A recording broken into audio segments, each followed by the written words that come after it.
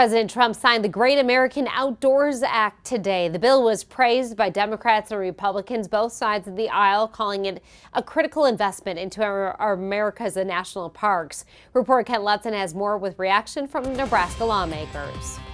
We're once again taking care of America's historic sites. President Donald Trump signed the Great American Outdoors Act, calling it the most significant contribution to our parks since President Theodore Roosevelt. We want every American child to have access to pristine outdoor spaces.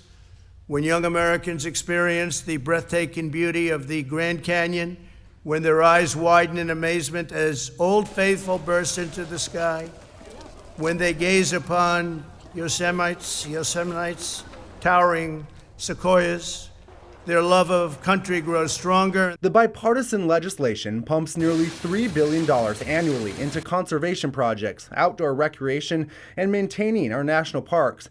And it will include permanently financing the Land and Water Conservation Fund.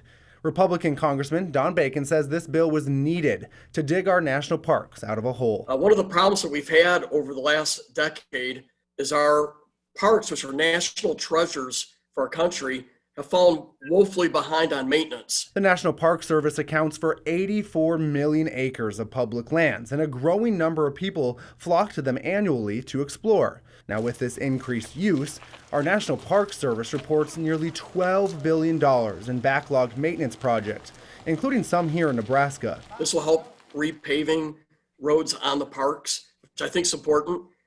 Some of the facilities, like if you want to ensure that, the bathroom facilities and the rest area, parts of these parks are clean and the water's working, you got to have this kind of money to make those repairs. Republican Congressman Jeff Fortenberry, who joined President Trump at the White House for the signing of this bill, says in a statement, quote, "Our national parks represent the majestic serenity, vastness, and openness of America.